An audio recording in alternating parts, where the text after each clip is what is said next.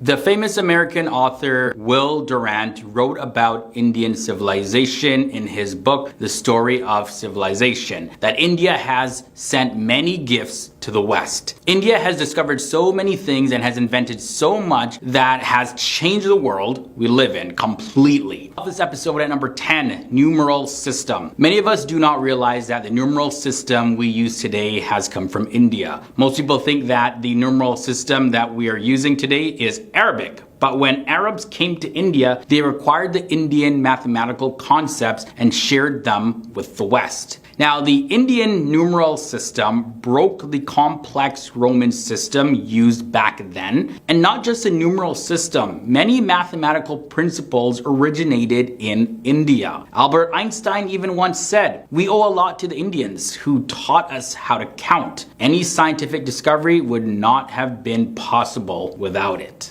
Number 9 leads us to carburized steel. So everybody knows that India is one of the best steel producers. Well, not everybody, just a lot of people. And the Indian wood steel is legendary. Many great civilizations like ancient Greece and ancient Rome were very surprised by this. Now, it was even sent as a gift to Alexander the Great by King Porus. He selected the steel over gold and silver. High quality steel is still a major raw material in the present age. Even today, India is the world leader in the production of high quality steel. Number 8 brings us to the Hindu influence on Western philosophy. Indian Hinduism has influenced ancient Greek as well as Rome. Other than technology, town planning, and statecraft, Greeks sought new ideas and thoughts in the Vedic scriptures and even learned their trades in the universities of India like Taxila and Nalanda. The Greek philosophers, they play a prominent role in shaping the core of Western philosophy, and the Indian philosophers are considered to be the foundation of modern philosophies. Voltaire even once said, "The Greeks before the time of Pythagoreans traveled to India for instruction." In at the number 7 spot, we have cotton textiles. Indians were the first ones to use cotton textiles for clothing. It is a revolutionary contribution to the world. Now, back in the day, only animal skin was used by the Greeks, and at the time when Alexander the Great was conquering the world, Greeks found the cotton industry over in India. It was the first time that they used Indian garments. And now, Western Europeans may argue with this one a little bit, but the truth is what we have achieved today is because of the knowledge gained from high quality textile production and trading through India. Next up, in the number 6 spot, we have democracy. All over the world, the Greek Republic of Athens is always regarded as the oldest non-tribal organized democracy. But historians know the reality that the actual oldest democracy is the ancient Indian Republic of Vaishali. It dates back to 600 BCE, which is around 100 years before the institution of Athenian democracy. The most ancient form of Indian democracy is Panchayat, which means assembly of 5, in which 5 leaders combined to govern the society. The Indian system dates back more than 3,000 years ago.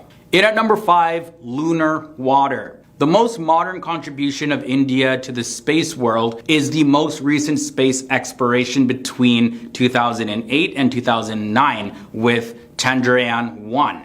And this detected the presence of lunar water. The exploration was done before NASA's moon mineralogy mapper, and the director of NASA, Jim Green, he even said this, and I quote, "We want to thank ISRO, or the Indian Space Research Organization, for making the discovery possible. Till now, it was thought that moon is a dry surface with a lot of rocks." Number 4 brings us to quantum statistics. Many European scientists, they have turned to Vedas for inspiration. Arthur Schopenhauer has declared the Upanishad, which are Sanskrit texts of Hindu philosophy, as the most satisfying and elevating reading in the entire world. Many European scientists are students of advanced Upanishads, and the Bengali scientist Satyendra Nath Bose, he provided the foundations for quantum statistics. Now, although the Nobel Prize was awarded to German and US scientists, well, he's still greatly known for the God particle and the Higgs boson particle. Mathematician Peter Johnstone has said that gravitation was known to Indians even before the birth of Newton. Also, blood circulation was discovered originally by Indians. From there, we look at wireless communication. In the year 1985, Jagadish Chandra Bose, also known as J.C. Bose, an Indian scientist, he demonstrated the first use of radio technology. But 2 years later, Guglielmo Marconi demonstrated it and also won the Nobel Prize for it. Now, in the Daily Chronicle in England in 1896, a piece was written that said, and I quote, "The inventor, J.C. Bose, has transmitted signals to a distance